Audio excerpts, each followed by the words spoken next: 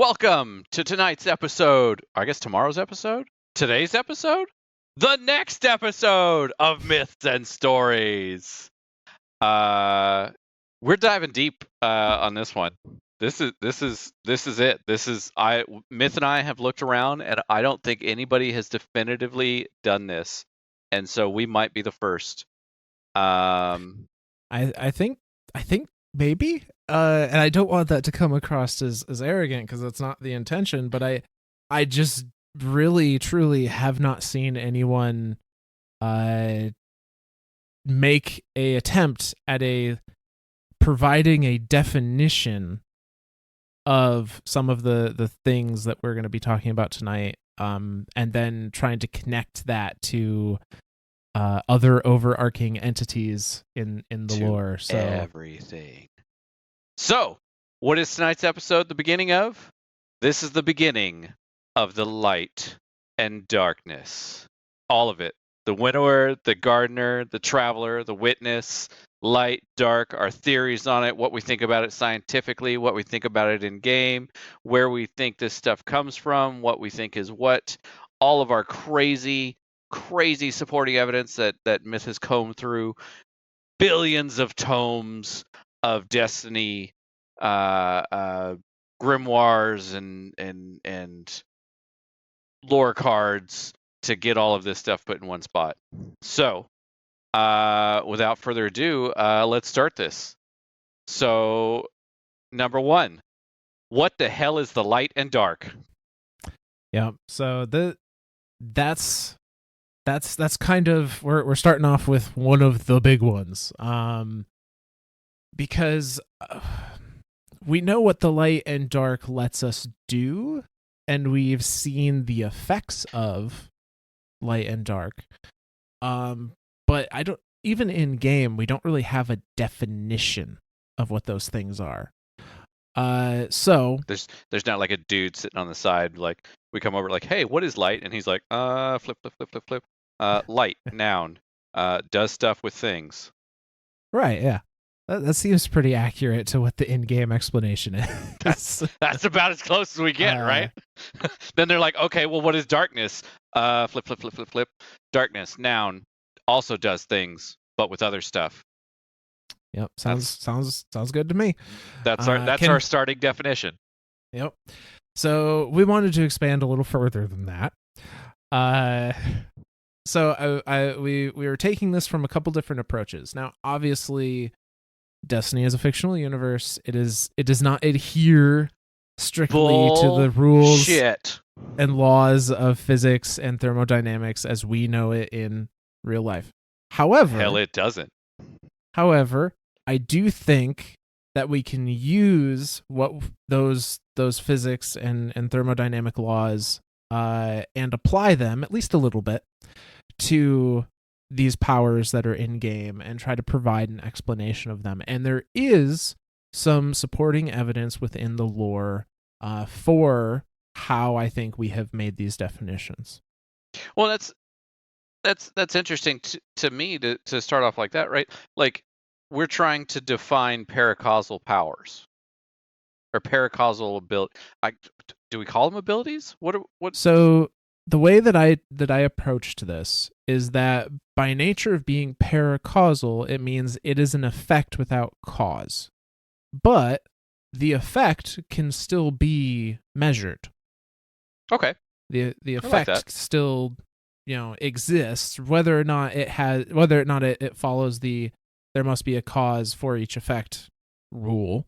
Like, sure, the result is still there and measurable in some way.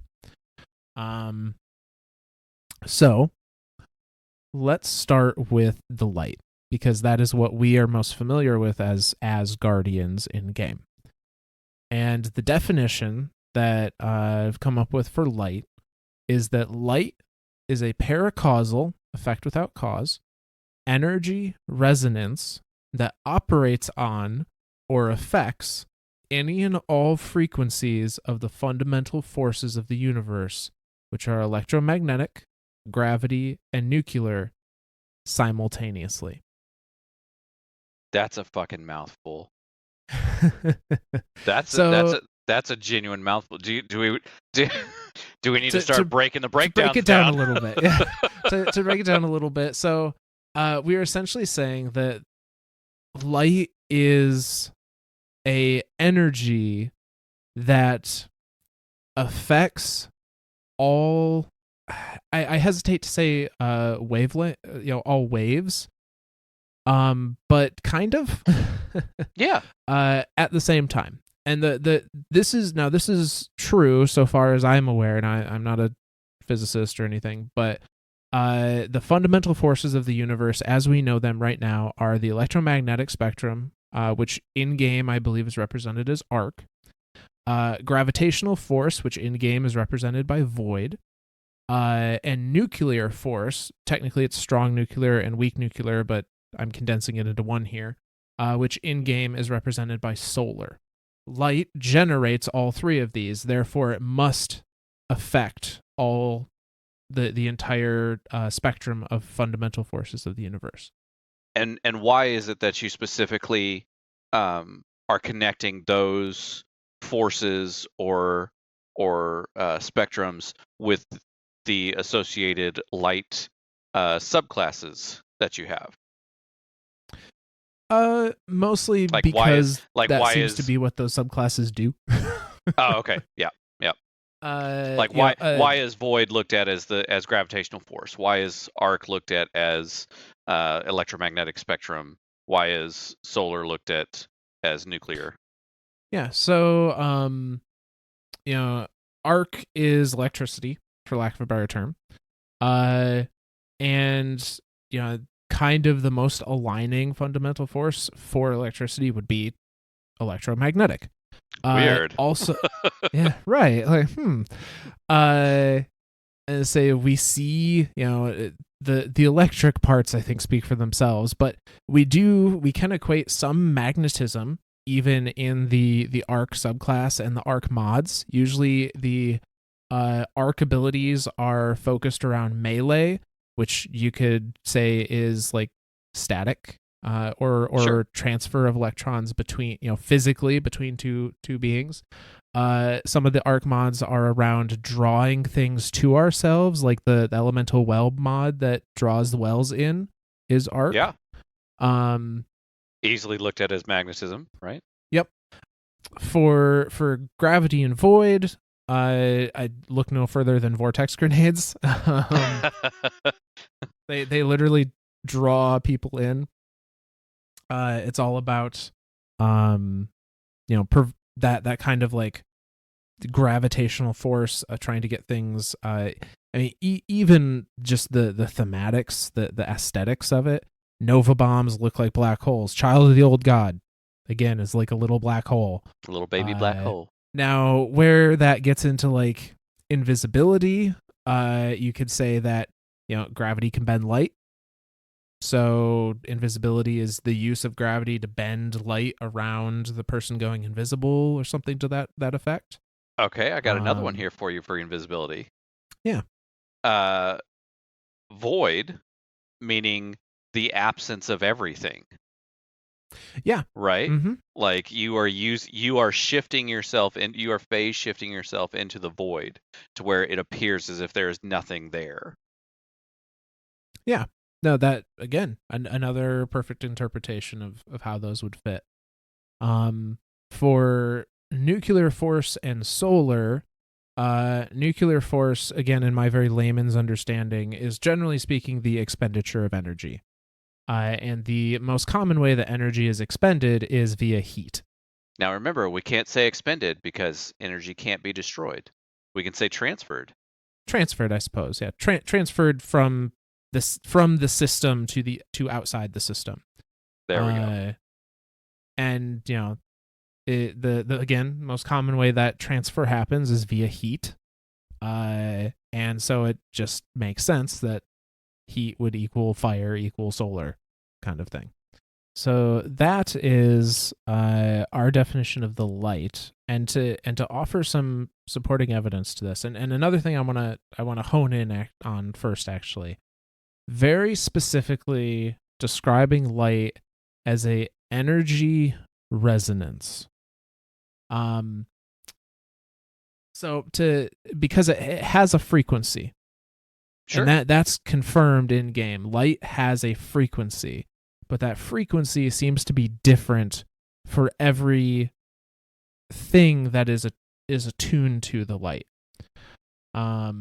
Which we've theorized that the exact frequency of the light is infinite, which is why we think that it affects everything.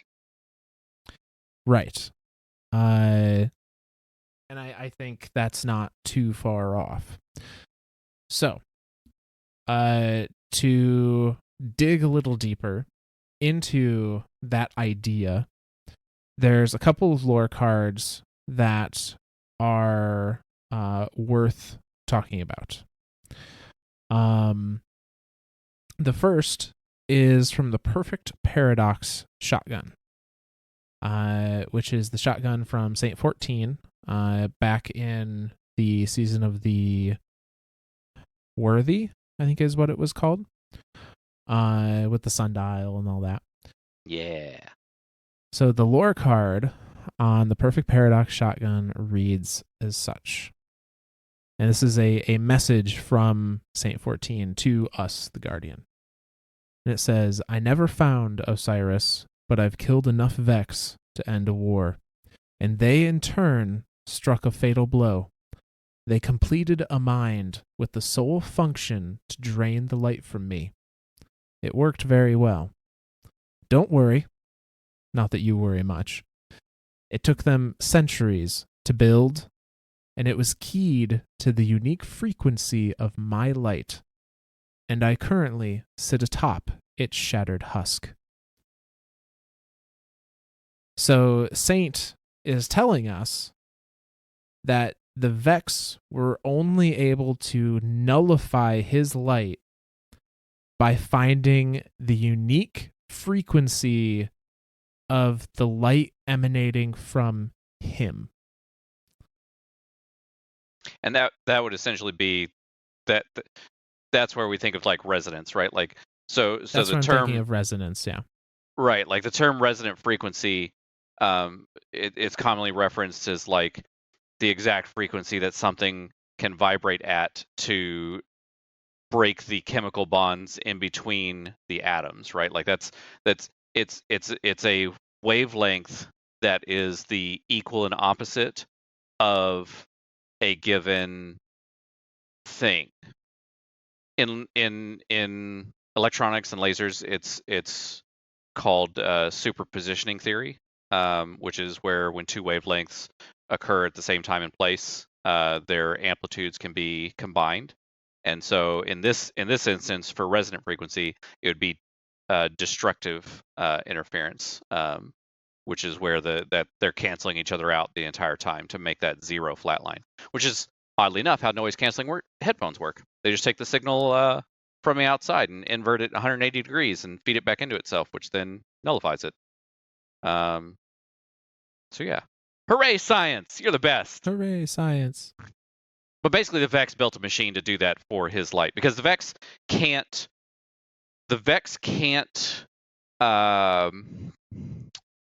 Simulate. It can't simulate light. Right. Any paracausal ability. Right. Yeah. So we have the Perfect Paradox shotgun, which is confirming for us, at least from Saint's understanding, that his light operates at a unique frequency, and that frequency was canceled out by the Vex. We also see some additional information here on how the light works and where the light comes from. That just reinforces the idea that light, the energy, is not directly tied to the traveler or presumably any one entity in its current form. Boom. Bombshell. And so the first of which comes from the Illuminous Grasps, which are they were hunter gauntlets during I believe Season of the Splicer. And it's a conversation in this lore card between Mithrax or Misrax and his daughter Ido. he has been trying to train Ido to become a splicer like him. And that conversation reveals some info for us. So that lore card goes as such. Mithrax's considerable patience was beginning to wear thin. No, Ido, no. Splicing is not about thinking, it's about feeling. Feel the energy flow from the ground, through your legs, up your torso, and through your arm. His arms wave circular patterns in the air as if gently wafting smoke upwards. The movement of the gauntlet is the continuation of a motion that begins deep in the heart of the planet, where it keeps its light. Ido took several deep breaths and extended her mind's eye through the ground, deep into the well of light at the center of the planet. She followed the light through the firmament, up through her body, and into the gauntlet. It whirred smoothly to life. Yes, just so, Mithrax encouraged her. Now feel the light extend from the gauntlet into the shank. Feel its code lying dormant. It is sleeping, waiting for you to wake it. Ido extended the gauntlet. A surge of energy shot from its claws, sending crackles of electricity rippling across the shank's surface. In her shock, Ido jerked the gauntlet away, which severed the connection. The electricity sparked for an instant longer, then went still. So this card, from Mithrax's understanding of the light, and Ido's description of accessing the power of the light through and channeling it into the Splicer Gauntlet, tells us a couple things. It tells us that this power, this energy that we call light, exists just naturally within planets, within the cores of planets in this case, and can be accessed and used by non-guardians through the use of some sort of what appears to be meditation to access the power and bring it into themselves, and then a mechanical unit of some sort, in this case the Splicer Gauntlet, to then take that energy and wield it in some useful fashion. And in this sense, resing with electricity. Please, for the love of God, give Arc Warlocks res abilities. That's fine. You can give it back to Solar Warlocks as well. Just saying, show us a little love. We can shock things back to life. We do not need to have Sunsinger come back or anything like it ever again. But I would love to see a unique res animation for Arc Warlocks where they just like rub their index fingers together and do a little clear. Yeah, that I'm on board with. Yeah, or a finisher. Anyway, oh, that'd be cool because anything you can start a heart with, you can stop it with too, right? Like, right? Yeah. All it takes is half an amp across your heart. That'll kill you. So, this again just furthers our understanding. Light, this energy exists already in the universe, in the cores of planets. It exists where now it doesn't state where Mithrax and Ido are doing this training, but we know splicers existed on the Elixni homeworld, and clearly their technology is still working here as well. It's been used in Europa. It's been used everywhere we used it, as well as everywhere Mithrax has been. We used it. We used it on the moon. We used it on Europa. I'm trying to think of everywhere we went in Season of the Splicer that we were actively doing splicing. Moon, so Europa. This brings about another piece of my definition or our definition of the light. And this is going to be something that we talk about more when we get to the Flower game and kind of Destiny's version of Genesis. Yeah. And that is that light is one of the fundamental forces that created the Destiny universe and is inherently in all things within the Destiny universe. Boom. Bombshell number 2. Hence why they're able to access it to regardless of where they're at to run the to run the Splicer Gauntlet in this case. The last lore card that I was going to reference light specifically and some of the ideas we've brought up is the lore card on the Splicer Gauntlet itself. And it reads, and this is the inspection of the gauntlet from the perspective of a Cryptarch, I believe Rahul, maybe a different Cryptarch, but if it's Rahul, we know we can take it with a grain of salt because that dude's canonically a dick and nobody likes him. Yep. It reads as such. The sacred splicers of House Light believe they have cultivated a mystical connection to the traveler. They say that they can refocus light through the prism of their will. After studying one of the few splicer gauntlets that fit non-Elixni hands, graciously created by Mithrax, we have determined that the wrist-mounted gauntlet is little more than a converter that can be used to focus trace amounts of residual light already present in the environment. A trained splicer can use their gauntlet to interface with any latent data networks in the vicinity. This allows the bearer to access technological mundanities as well as deeper, infinitely more protected networks, including the Vex domain itself. In closing, the sacred splicers merely exploit a tool that induces light to resonate at frequencies approaching that of the Vex network, enabling them access to certain low-security Vex systems. So, boom. This, again, just reinforces, light is a residual energy present in the environment. The splicer gauntlets are taking that energy and focusing it at a specific frequency that then allows them to access, in this case, data networks. It seems to be what they're most proficient at, which would be in the electromagnetic spectrum. Right. This kind of brings up a couple of questions, right? Like, if it can siphon any... Now, it does specifically say residual light, right? Like, because yes. I guess that brings the question of where does our light as the Guardian come from? So, my guess is that our light is a little different. Not that the energy we're using is different, but the way it's accessed is different. We are not necessarily gaining residual energy from light around us, because frankly we're doing things much more powerful than what the Splicer Gauntlet can ever do. Just as far as like pure output. Just hacking a network. Yeah.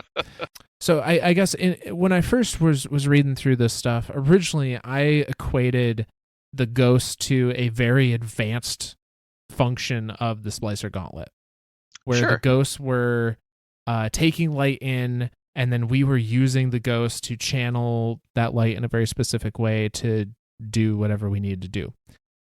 I can get on board with that. I don't think that's the case anymore. Uh-oh. Well, shit. Kind of what the conclusion I've come to is not necessarily that that idea is wrong, but that it's reverse. The Ghost is the one bringing light into itself, and it is then channeling that light through us. We are the Splicer Gauntlet analog in that example, and the Ghost is technically where the light is residing. Oh, shit. That's a mindfuck. I feel like that just fits a little better. Now, you can maybe say that the Ghost is channeling it into us, and the Ghost is not necessarily having the intention of, okay, you, Guardian, are now going to use a Nova Bomb. Right. It's channeling it into us, and then we are acting as the filter of what form that is going to take. That makes sense. I like that. It lines up with a lot of things. It lines up with why when we were cut off from the light, we couldn't just absorb it from the environment. Yeah. It lines up with why you need a ghost in general to be able to do any of this. Yeah. Yeah. No, I like that definition. So then I guess that brings me back to the idea of the splicer gauntlet. Since it is just siphoning residual light, could it possibly siphon it from a ghost or from a guardian or from a hive, right? Like can this residual, does this energy has to just be like untapped, unused energy? Or can it be like, hey, this guardian just let off a nova bomb and I'm just going to splicer gauntlet that nova bomb into my splicer gauntlet? That's a good question. Knowing what we know, what information is available to us, I don't think there's necessarily any reason a splicer gauntlet couldn't use light that's been output from another source. I do wonder if the main limitation is that the splicer gauntlets can't handle that amount of energy. And so, like, by trying to absorb it into a splicer gauntlet, you just fry the thing and it explodes or something. It's essentially like an overvoltage type thing. Like it can only handle so much light, and in that instance, you as the guardian have focused this much light into such a destructive force, being a nova bomb, that the splicer gauntlet's like, nope, and just fries itself. Yeah, I mean, if the splicer gauntlet was built to only ever handle these like residual levels of energy, and you give it hundreds of times that all in one go, like, it's probably not going to end too well. And the splicer gauntlet does seem to very specifically hone in on the electromagnetic side of things. But light in general is not necessarily always in the electromagnetic spectrum. Right. And that's what we were just saying here. The void being a gravitational force. Yeah, that might be another limitation, is that maybe splicer gauntlets are very specifically tuned to only access the electromagnetic side of light, and if you try and feed it anything else, it just can't, because it's not built for that. Sure. Now that we've done kind of our very general, this is what we think light is, I'm going to offer what we think dark is. I was fixing to ask, have we covered everything that we thought about with the light? We've looked at it from a scientific point of view, right? We've looked at it from a in-game point of view. So I think we've covered, or at least the notes I've got, I think we've covered light in the broad strokes. There's going to be pieces that we see applied to other sections of our discussion. Sure. Like I said, specifically one surrounding ghosts, and then also one surrounding like some pieces of the Maracena and whatnot that I want to talk about. I would also think the Traveler himself would be a good, Yeah, and the Traveler. But before we get to that, I think it's good to talk about dark, because a lot of times in these lore cards, they're talking about both at the same time. Yeah. To recap, definition of light was that it's a paracausal energy that operates on or affects all frequencies of the fundamental forces of the universe, those being electromagnetic, arc, gravity, known as void, nuclear, known as solar.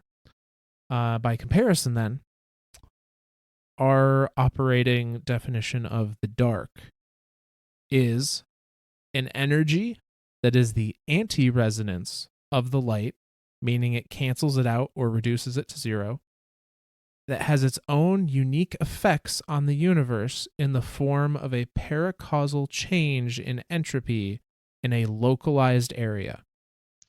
All right. So that was another mouthful. Let's break that down.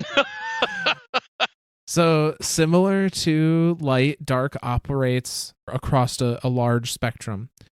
And And now originally when we first talked about this, we talked about light as being infinite and dark as being zero.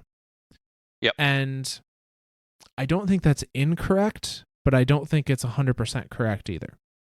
So I think the more apt way of saying it is that light is infinite and dark is zero relative to light. Ooh. Is the important bit. So dark is an opposite to light. Now we're getting into theory of relativity now. Not quite theory of relativity. But dark is the opposite of light, in that it is always going to be the anti-resonance of whatever light is. It is always going to directly cancel light out or reduce it to zero. Now again, I'm not a physicist. None of this is my ballpark. I had a very crash course this week. See, this is where it's hard to quantify video game stuff. Sometimes you have Yes. to say just because fucking video game. But I'm Just going to because take a video chance here, and I'm going to try to break this down into Okay. into something that I think I can understand. Resonance, right? That's the frequency at which something vibrates to exist in the world.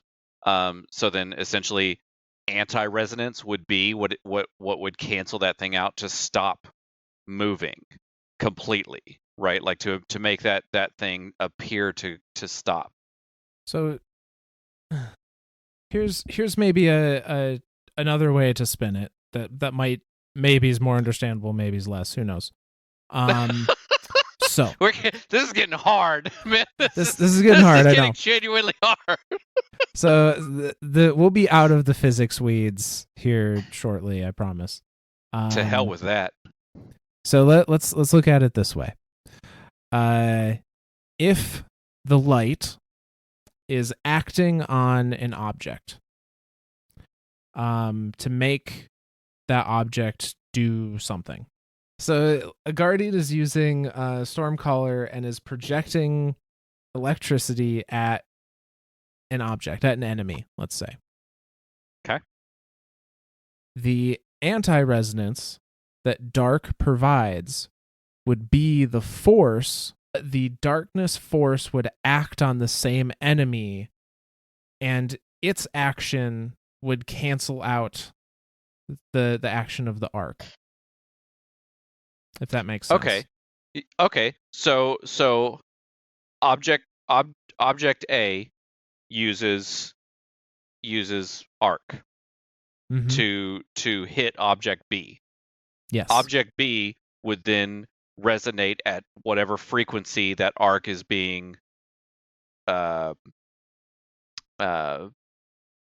used at. Yeah, we'll say that. Then anti-resonance, darkness, object C uses anti-arc. We'll call it anti-arc through the form of through the use of darkness on object B, and then cancels out that resonance to where object B is now unaffected by both forces. Correct. As soon as one force lets off, object B is now under the effects of the other force. Yes. So even if in the same instance, object A and C are using their arc and anti-arc to screw around with object B, as soon as one of those two, if object A stops, right, like if the arc stops, now this thing is resonating at a different type of frequency, almost at like an equal and opposite. So if light were to cause a wave to start going in one direction, dark is the exact amount of energy needed to return that back to zero. Superpositioning. And to stay at zero. Superpositioning theory. That's exactly what's happening there. Okay. So dark is weird and hard to try and explain. I'm telling you, man, in this way.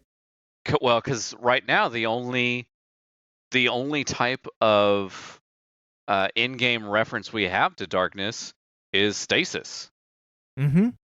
Yep. And this is where and somebody's gonna say it. Somebody's gonna be like, oh well, stasis is just freezy bullshit. It's the opposite of solar. Wrong. Very wrong. Wrong. So I'm actually going to talk about that. So the I was going to say, do you got your reference cards? I do. I have my reference cards. Hell yeah.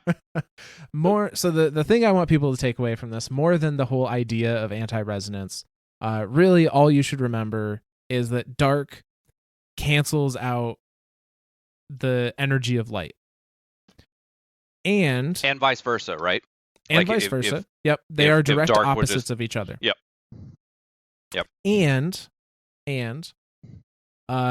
dark has the paracausal ability to change entropy in a localized pocket. Now, what does that mean? So, I was going to say, let's break that down. So this will hopefully be a little easier to understand. Entropy is a way of keeping track of how energy is dispersed. If entropy is going up, it means that energy dispersal is going up. There is more chaos in the system that is being observed. If entropy is going down, that means that energy is reaching a more orderly state. A very good example of this would be water molecules.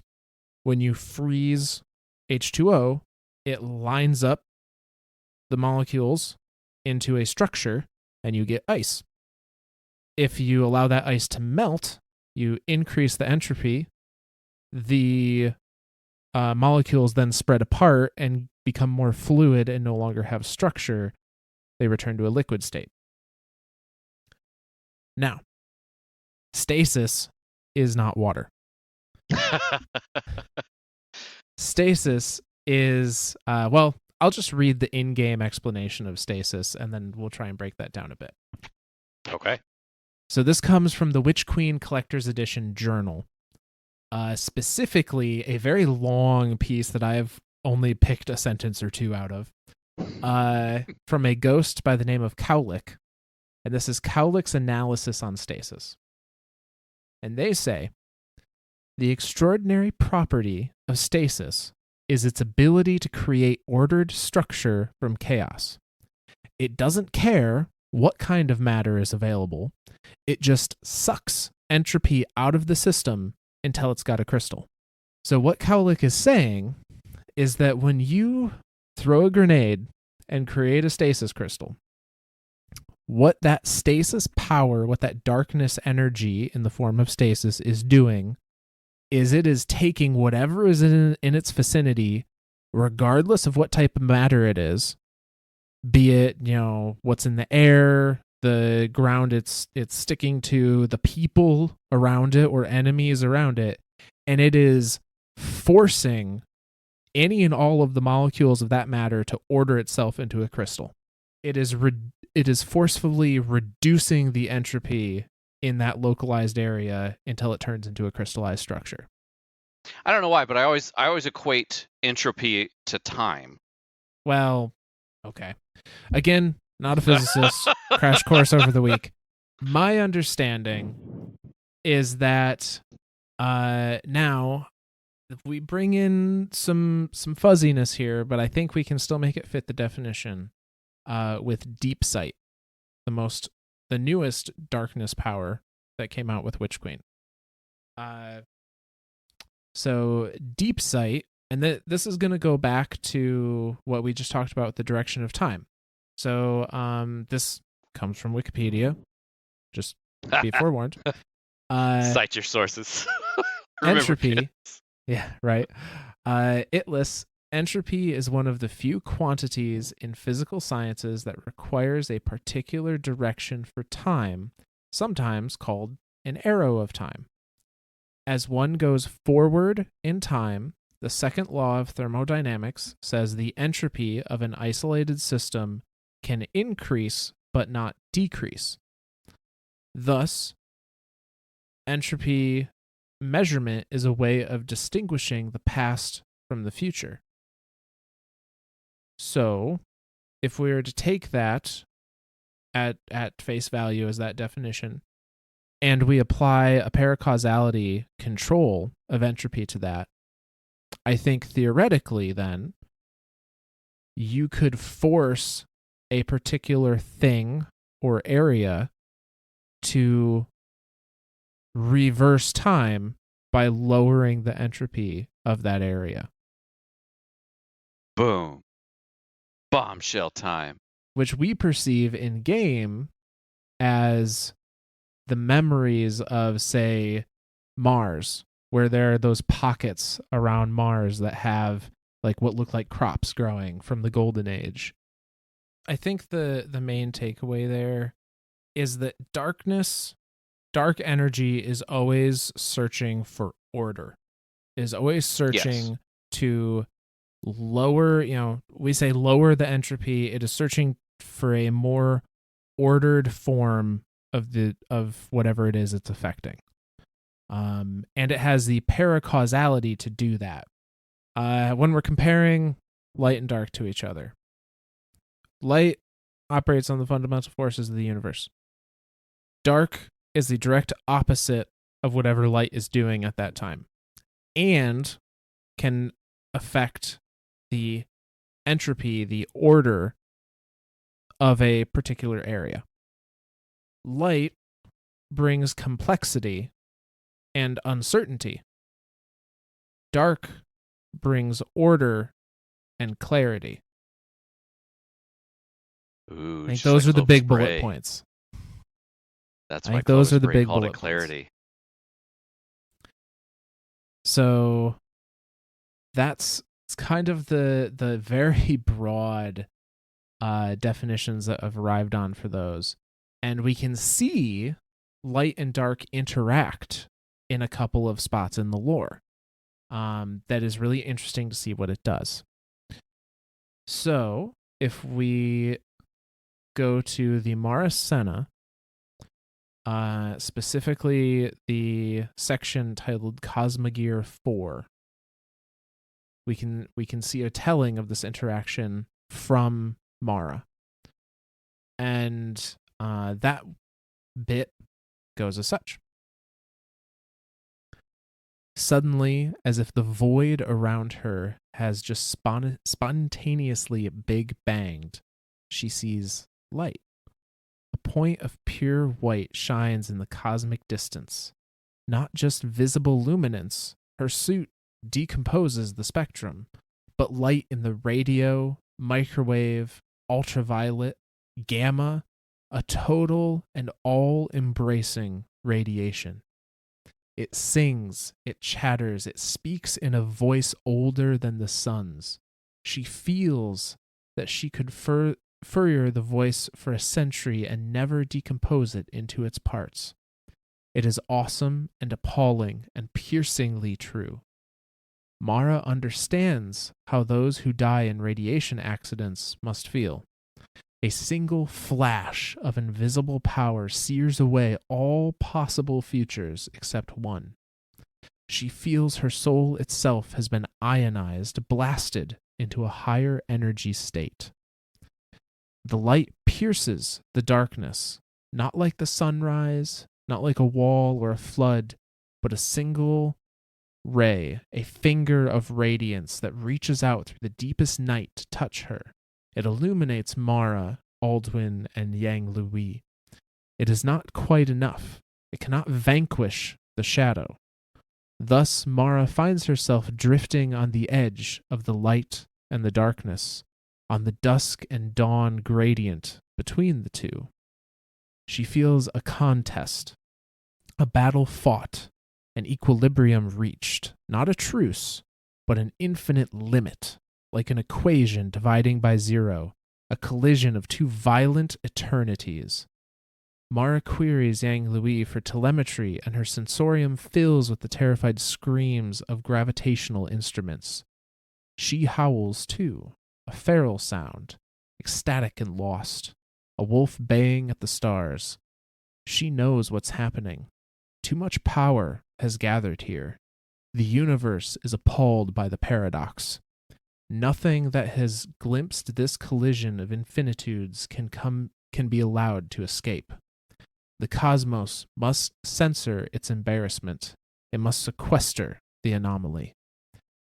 The slope of warped space-time around them has become too steep, and now every path outward or forward bends back to the center where light and dark collide. The definition of future has become synonymous with the definition of inward. This is why it's called an event horizon. For an object within the horizon, the path of all future things that can be done or seen leads inevitably to the center. All events lead inward. A singularity forming around her, a black hole created by the concentration of raw energy. So we have a couple things here that are kind of confirmed for us, or are confirmed at least from Mara's perspective. Yeah, in an infinite limit, like an equation dividing by zero, a collision of two violent eternities. These forces are so opposite each other. They're two immovable objects coming to clash. Yep. What's being described here is the creation of the distributary, Right. via this collision of light and dark meeting at the time of the collapse, and it's just raw light and raw dark energy, and she confirms for us light is seen on every spectrum, on every wave, radio, microwave, ultraviolet, gamma, every single type of radiation and energy wave light is affecting, and it's hitting this immovable force of darkness, and they're stalemated forever and without either giving way, permanently stalemated. And that collection of energy from either side just literally tears a hole in the fabric of space-time, and we get a black hole. Yep. So just lends some credence to I think to our definitions thus far. Yep. The other piece that I wanted to pull from that I think is relevant to this is actually a dialogue that happens between the Drifter and the Emissary in the Prophecy Dungeon. And this is not necessarily going to explain... It's not going to explain or further expand on the definitions we've provided, but it's going to expand on the idea that light and dark are energies, not the light Not a is sentient not being. a sentient thing. Yeah. Yeah. And what it would look like if we had a world of nothing but light or a world of nothing but dark. So that conversation goes like this. The Emissary. Dredgen, let's play a game. Your kind reveals so much in the choices you make. Drifter. What the hell does that mean? You know what? Okay, I'll bite. Emissary. Your feet find purchase in shifting sands. Drifter.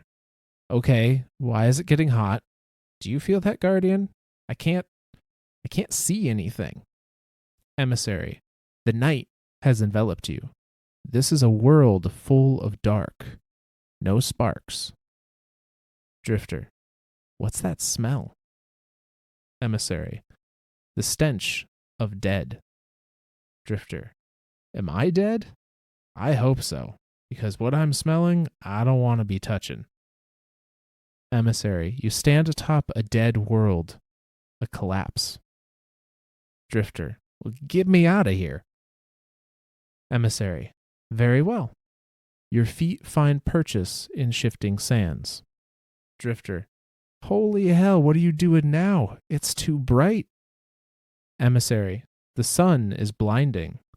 This is a world full of light. No shadows. A creature runs into you in its blindness. It nearly bowls you over. Drifter. Hey, watch it. What was that? That's not funny. The emissary. It has lived here all its life. Too long. It is very old, but if you could see, you would see it still appears young. Drifter. Okay, when I said get me out of here, I meant I was done with your bull. The emissary. It grabs your hands. Drifter. Don't touch me. Emissary. It begs. It begs you for help. Drifter. You call this a game? Emissary. It begs you for death. On this world ruled by full light, it cannot die. It has companions that are as long-lived as it. It hates them, and they hate it. It will never end. It will never die. Drifter, get me out of here, Orin. It won't let go. I can smell it rotting. Emissary, and it smells you. You won't help it. Drifter, I said I'm done. Emissary, very well. Drifter, what the hell is wrong with you, you lunatic? Emissary, you asked about light and dark. Come find us again any time, Dredgen. And that's the end of that little dialogue there. So, presumably, what the emissary of the Nine has done is literally put Drifter, or at least give him the sensations of being in a world that is nothing but dark, that no light energy exists in. And then, by comparison, putting him in a world where no dark energy exists and it is only light. Neither sound particularly fun. Yeah. That's going to now be a actually really good segue into the flower game. Just like that. Just boop. Hey, guess what? Here's your minor in mathematics and physics, and oh, by the way, a little bit of philosophy in there. Yeah, there's your minors in those three. Now it's time to go to the lore.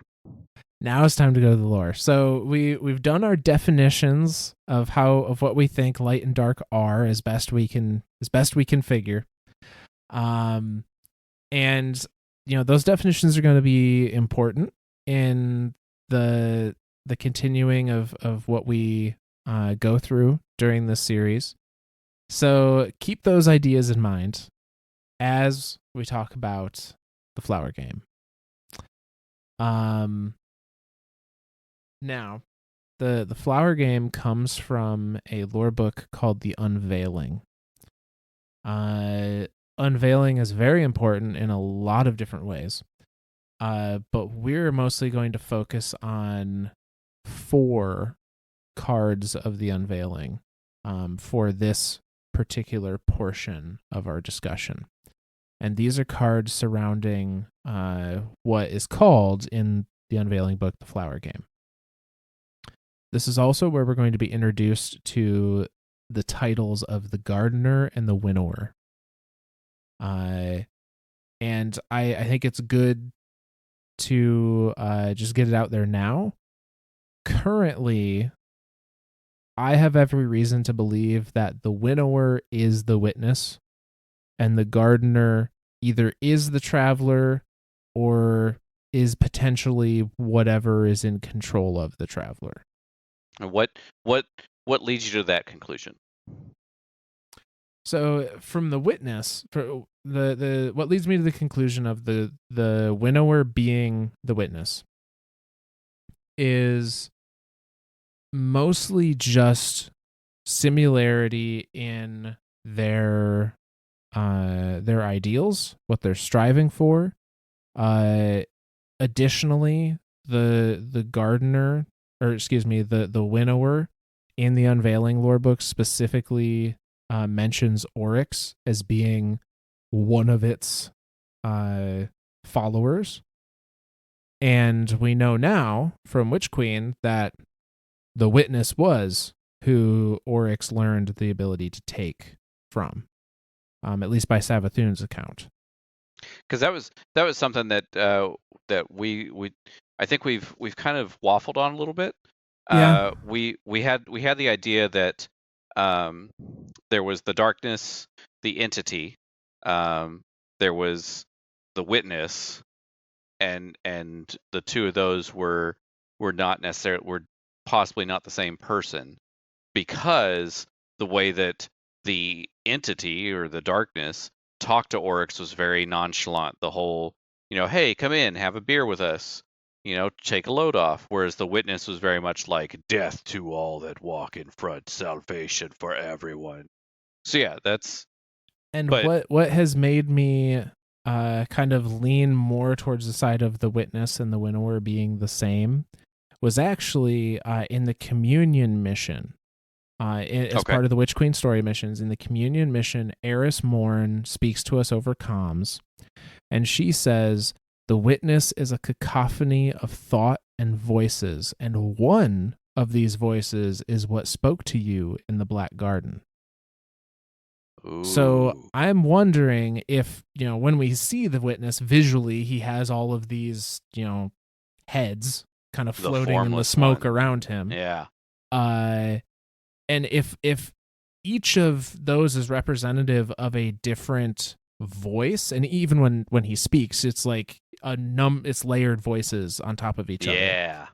So if I'm wondering if like different voices have different personalities, and those like each get a turn in the body kind of thing, depending on what's going on.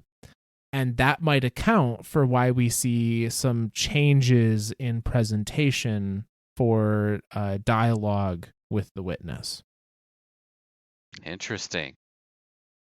Okay. I can get on board with this. So yeah, I get on board with this. Yeah, I like it. So I'm operating under that until something proves me wrong, essentially. So as far as we, the lore nerds of myth and stories, are concerned, mainly just the two of us, witness is the entity, is the darkness, is the head of all things darkness. Yes. Yep. Okay. And unproven fact number one. Yeah. Because I don't want to be like, this is the end all be all, right? Because as soon as we say that, they're gonna come out with some bullshit like, oh, it was actually the puppet master pulling the strings. Yeah. I mean, they've already done that to us a couple of times. It was like, you thought it was Oryx, but really it was Savathun. But wait, really it was the worms. But wait, really it was Rook. How high does this go? What is this hierarchy? Do we really have to start with foot soldiers and work our way up all the way up to the main guy in charge? Like, this is some bullshit.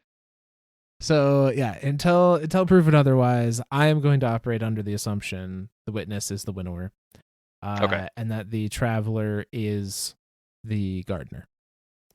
The traveler or the pale heart. Right. Yeah. Didn't that just fuck your world up? That's where we get a little interesting, because the traveler, I think an argument could be made that the traveler is in and of itself an entity, but sure, I think there's also an argument that could be made that the traveler is a ship that an entity can project itself through, similar to how the pyramid ships work for the witness. I like that. So traveler's either the gardener or gardener adjacent. and until we get proof otherwise. Now we're going to get into the unveiling. I'm going to start with the unveiling card titled The Gardener and the Winnower. I was going to say, are we going through the entire lore book on this one? It's not going to be in its entirety. It's going to be like the major bits, though.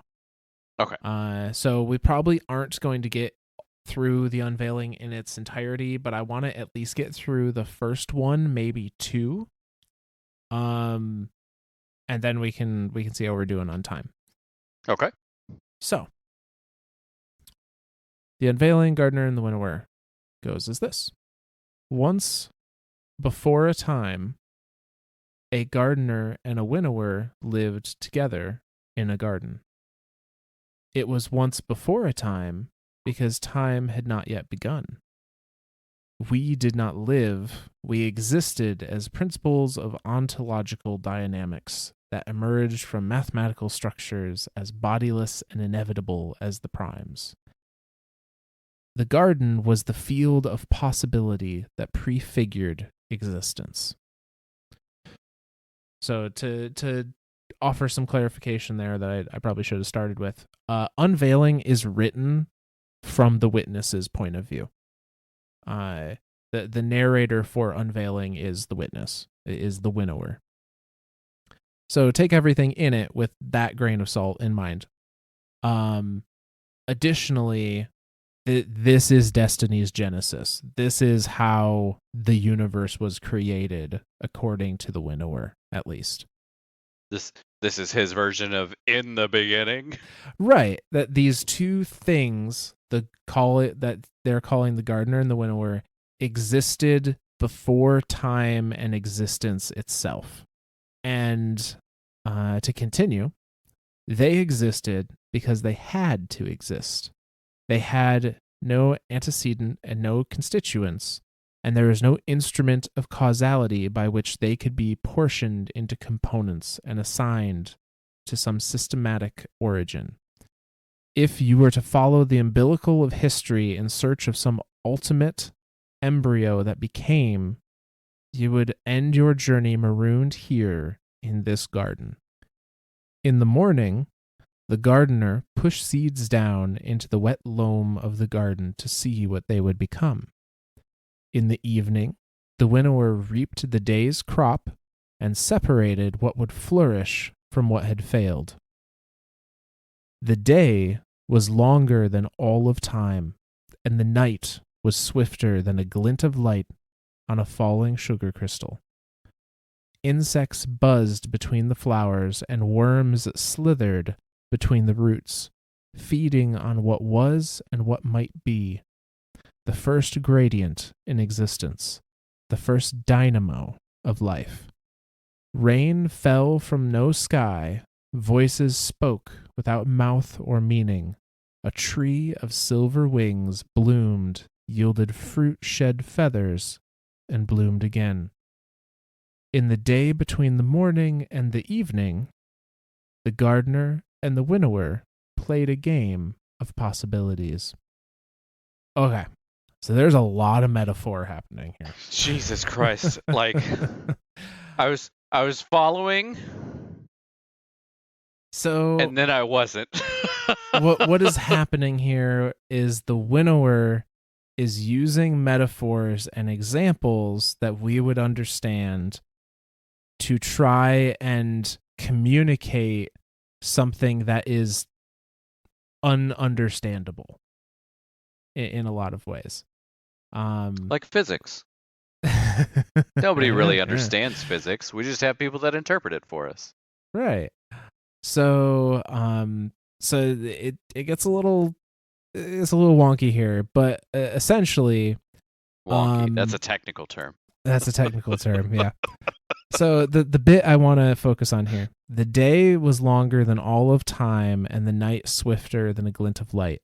So when they're saying the gardener pushed seed in the morning, the gardener put seeds down to see what would blossom, and the winnower would then reap the crop and separate what flourished from what failed. Is they are literally creating universes.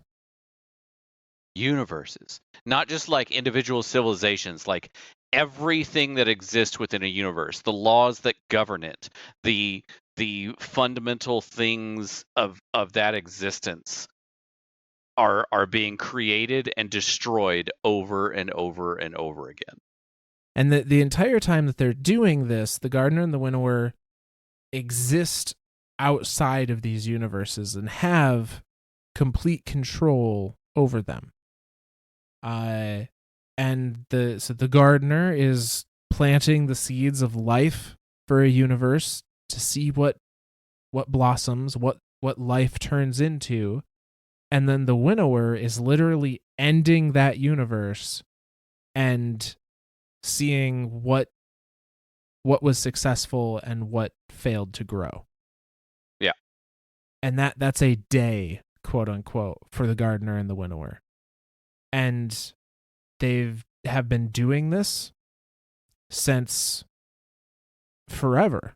And that's the hard that's the thing. It's so hard to quantify a reality outside of reality. Because time doesn't exist. Like there's no. That's a hard concept to it's hard to wrap equate. your head around. Yeah.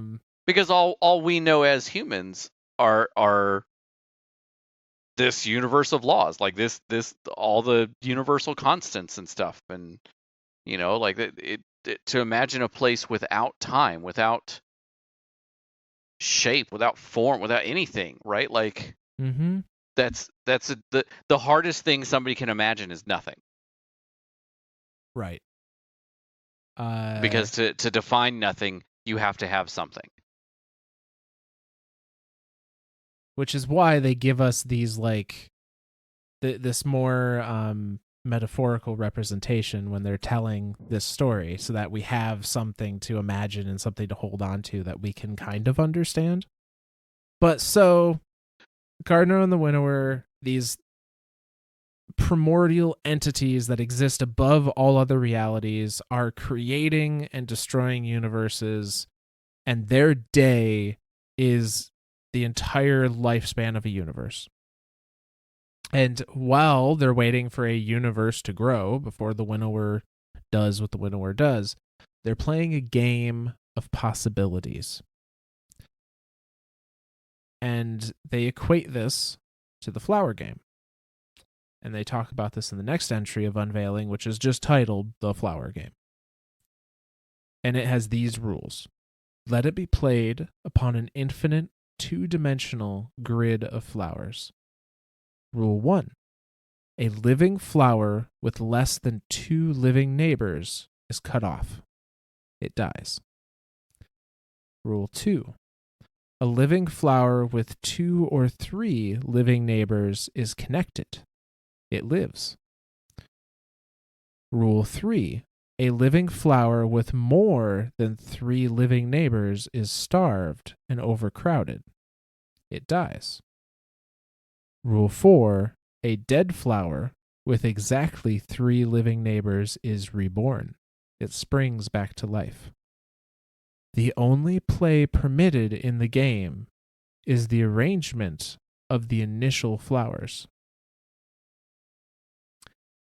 This game fascinates kings. This game occupies the very emperors of thought.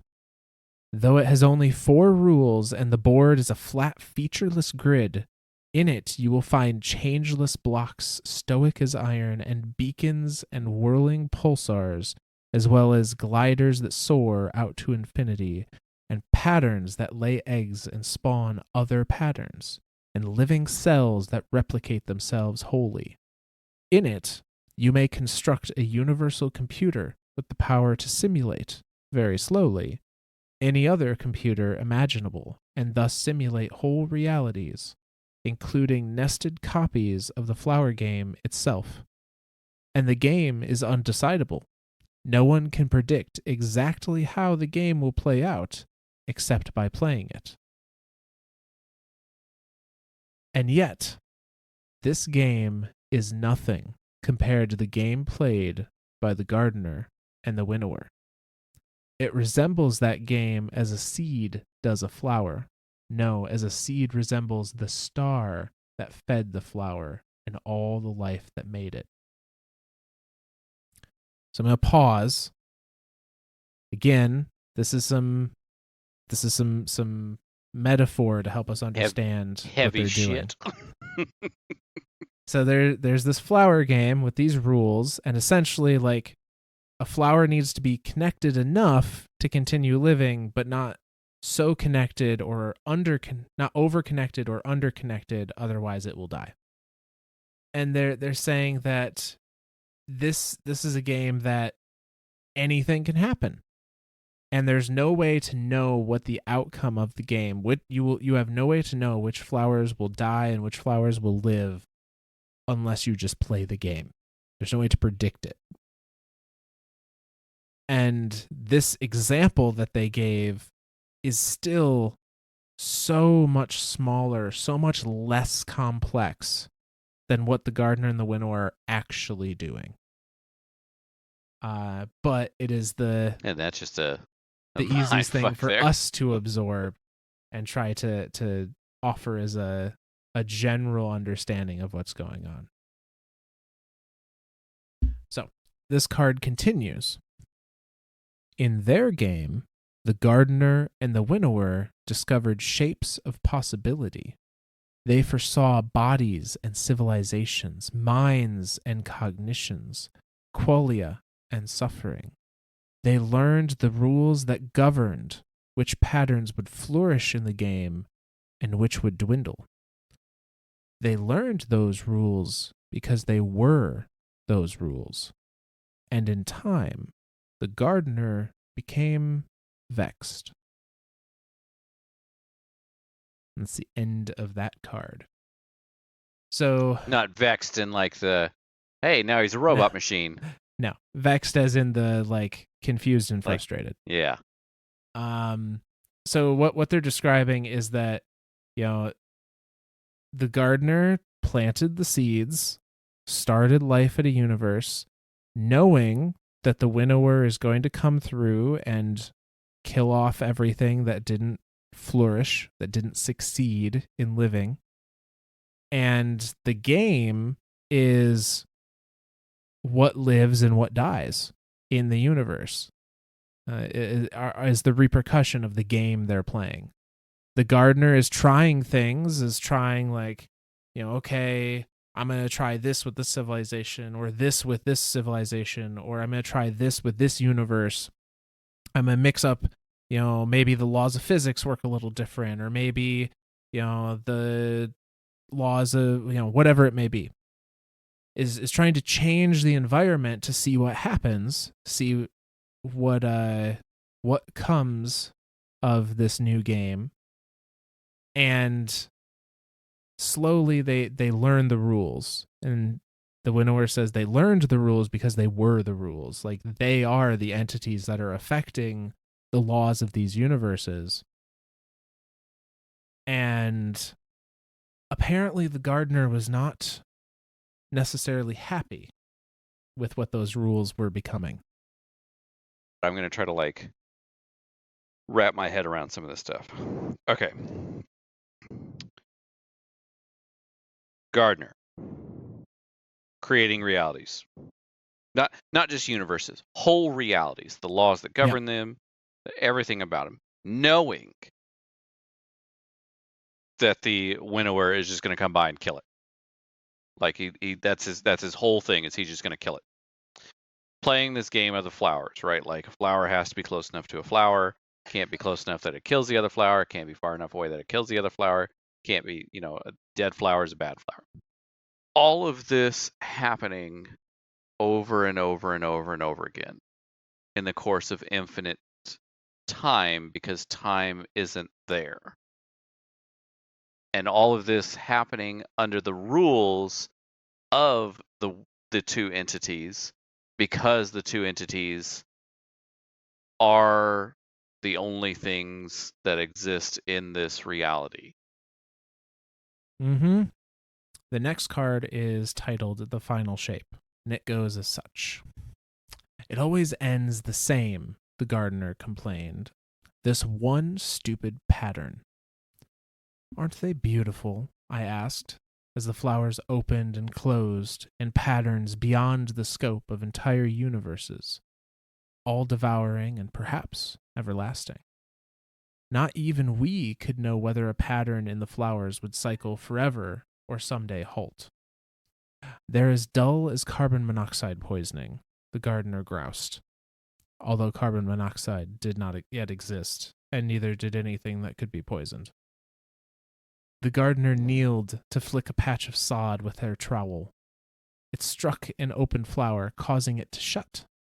Although I was the closer of flowers, That was my sole purpose.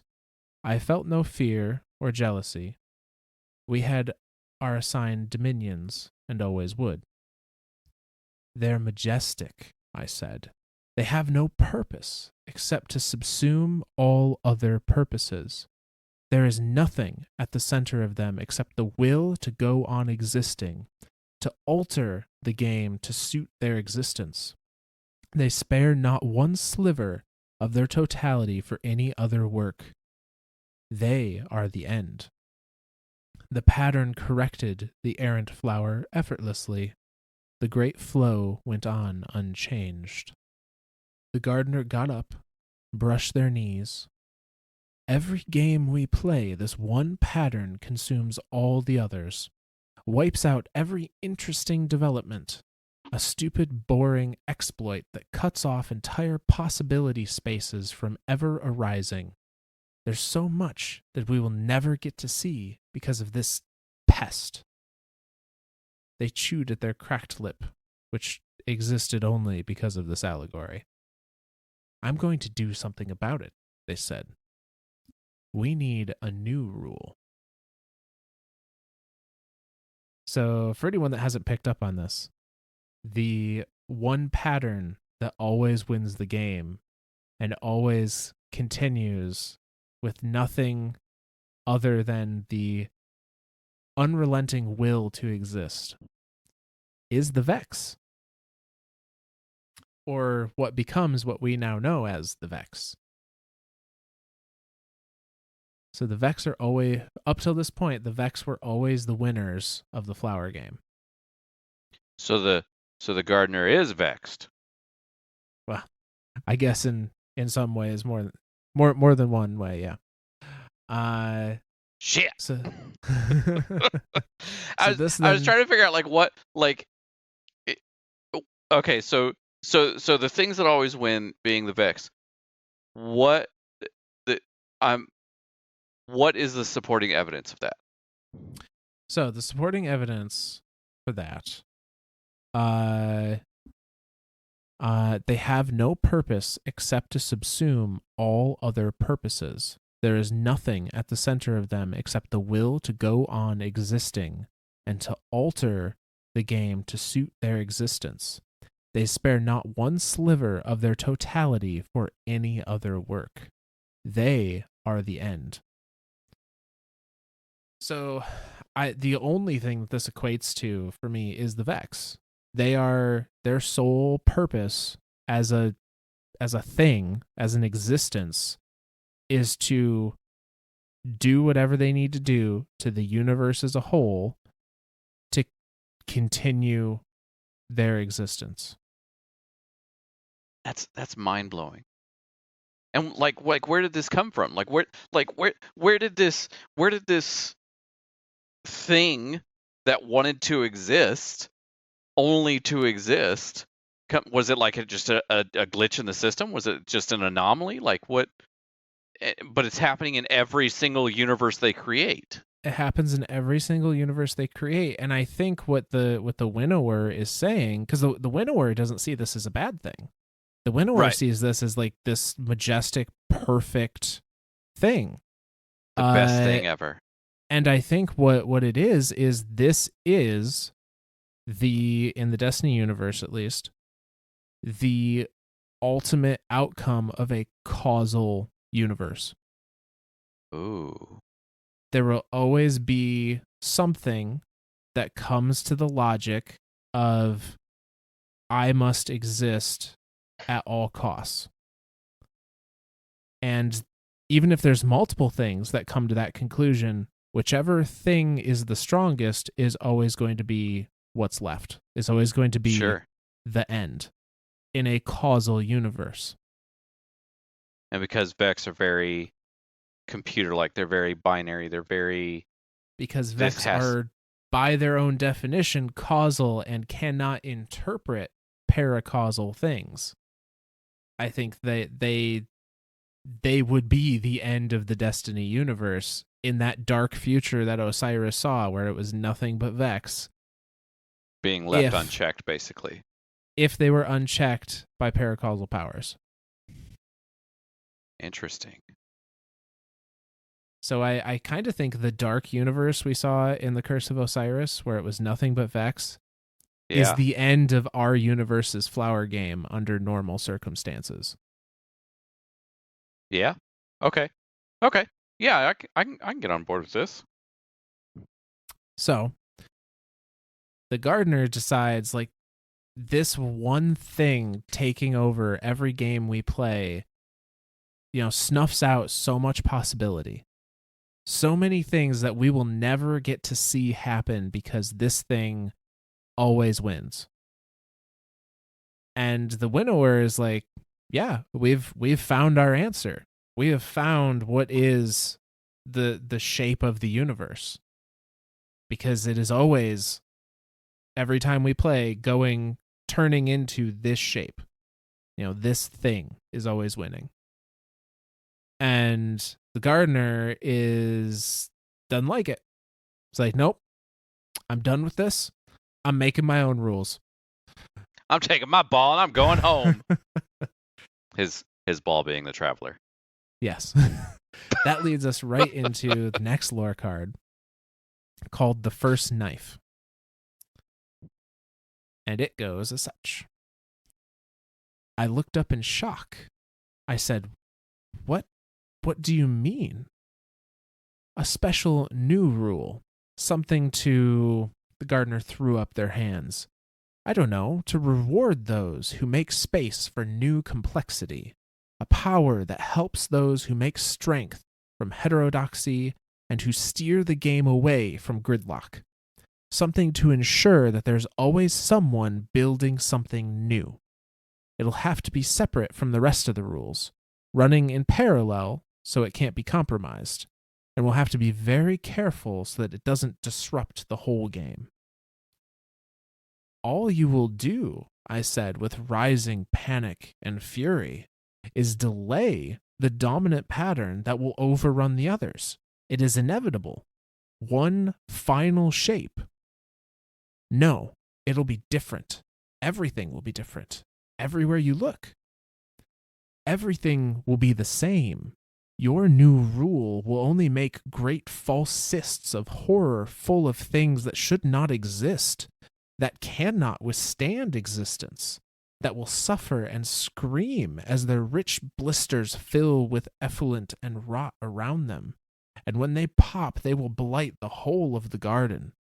Whatever exists because it must exist, and because it permits no other way of existence, has the absolute claim to existence. That is the only law. No, the gardener said, I am the growth and preservation of complexity. I will make myself into a law within the game. And thus we too became parts of the game, and the laws of the game became gnomic and open to change by our influence.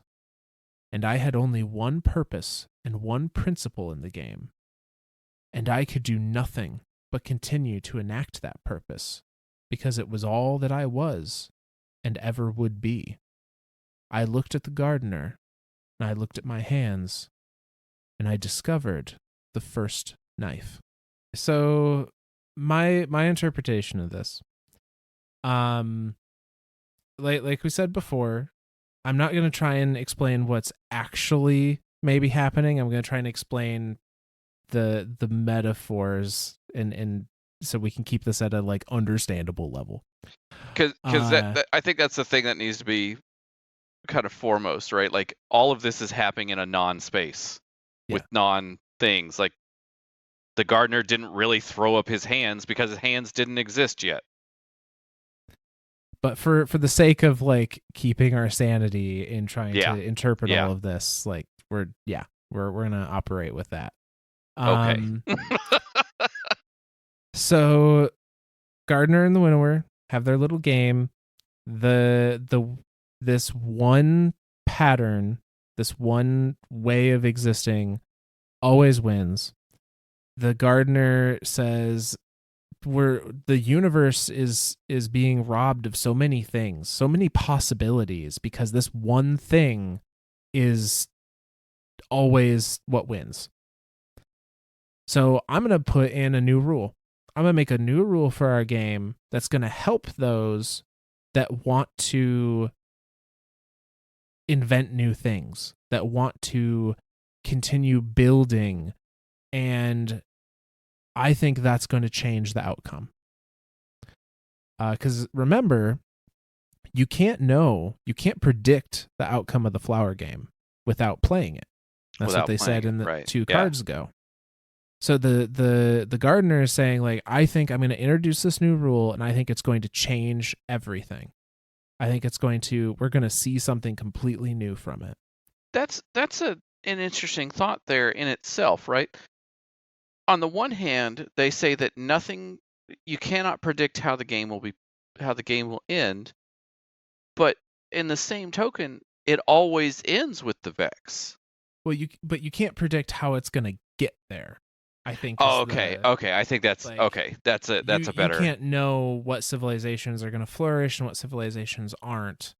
They are observing that every single time this pattern, which we are attributing to the Vex, is what wins, but the avenue that it gets there is probably different every time. Okay. And the gardener is going so far as to say, like, it doesn't believe the results are even going to be the same with this new rule in place. But the Winnower is like, you're just delaying the inevitable. So the Winnower is getting angry about this because not only does the Winnower believe this is not going to change the final outcome, the final shape will remain the same, it's only delaying it and is only causing suffering for those things that in any other version of our game would have been snuffed out quickly. Now you're just forcing them into this extended suffering, and the result is going to be the same. So, like, it from the Winnower's point of view, what the gardener is proposing is very cruel. And so the gardener says that, well, whatever this new rule is that we make, it needs to do what I want it to do, but it can't disrupt the whole system. Like, introducing this rule can't end the universe. And that's where he's talking about it has to run in parallel to it, but it can't, like, it can't influence and it can't perverse, I guess. I don't know. So it doesn't specifically say anything about influencing or reversing it. It's saying that, so I'll reread it. It says, something to ensure there's always someone building something new. It'll have to be separate from the rest of the rules running in parallel so that it can't be compromised. And we'll have to be very careful so that it doesn't disrupt the whole game. So what I think they're trying to say there is that this rule cannot be tied to any of the other rules. AKA, it needs to be paracausal. Right. Because if you tie it to one of the other rules, then eventually something causal. Can just exploit it. Yep. It will be inherently causal. It will be exploited by this pattern or the Vex, and it hasn't actually changed anything. So it needs to be separated from it, and it needs to be very carefully monitored so it doesn't end the universe. And so it sounds like the way that the gardener decided was the best way to do this was to put itself in the game so that it would be able to monitor the use of this new rule. Shit. And by the same token, the Winnower is done the same, is in the game to monitor the use of its, the function that it has of this paracausal rule. Dude, this is mindfucky. I mean, yeah, it's the Unveiling just is. It's just, like, this is like trying to, like, everybody talks about truth to power being like but no, truth to power is like super, super easy to understand. I don't know why the Unveiling right now is just like mindfucky. So, I think that we have maybe reached a good spot to pause for the evening and make this the end of our first episode in this series. Which I mean, my brain's fried. I'm expecting will be maybe 2 or 3 episodes. 2 or 3. You silly goose. So, but I do want to do a quick recap just because this stuff is very crazy and out there. Deep. Like it's nuts. Okay. So, recap. What is light? Light we've identified is a energy that affects the fundamental forces of the universe, which we see as arc, void, and solar. What is dark? Dark is an energy that cancels out light and affects entropy within the universe. These are neutral forces. These are neutral forces. They are not good, they're not bad. They are literally tools. They are things that we can use to do stuff. Mm-hmm. The stuff that we do and the things that we are doing with them, those actions could be labeled as good or bad and therefore be seen as good or bad. But the light itself and the darkness itself are not good and are not bad. They are completely neutral. They are just a tool. It's like saying, I started to pick up my phone and say this cell phone is bad, but I mean, this is the guy that doesn't own a cell phone. It's like saying gravity is good or bad. They're just things that exist. They're just things. They don't have an affiliation. So far in the unveiling, we have not had any type of ties of one to the other than what we are saying right now as the Winnower who is telling the story of in the beginning, the book of Destiny Genesis, is telling the story and saying, we've been playing this game, building universes, destroying them, and the chief component of the ending of these universes is this pattern, this thing that you and I are equating to as the Vex. That is the final shape that is happening. At this point in time in the game, the gardener is like, this is fucking boring. Like, I'm sick of seeing this shit just die. Like, this is dumb. Something else has to be able to flourish here. Like, something else, we're losing all this potentialness here. So I'm just gonna create my own rules to this game and stick myself in it. Which, because the gardener is as itself the rules of the game and the rules of that existence. The Winnower is the same thing and has to follow that same rule, and therefore puts himself in the game itself. The gardener and the Winnower still have to follow their nature as they did their nature even before they were part of the game. Yes. The gardener has to bring complexity. Gardener has to bring growth and the preservation of complexity. And the Winnower has to be the one that reaps the day's crop and separates what would flourish from what has failed. Yeah, didn't know you needed a math major, physics major, and a philosophy major to understand this shit. Holy cow, my brain is fried, dude. Like that was a lot of information to try to shove into 2 hours. It was. It was. I think that's a lot of high level understanding too. Like, I mean, literally, like the breakdown of energy, the breakdown of everything, dude. This is. Whew. Yeah, we've bitten off a lot with this topic. hopefully We're gonna do it though. the way that we've presented it is at least makes a little bit of sense. But I think we're gonna end it there for tonight. So Absolutely. we will pick up. Yeah, we'll pick up next time with the finishing of the Unveiling book, and we're gonna dive a little more into the Witness and the Traveler, as entities in and of themselves. Then we'll go from there. Sweet.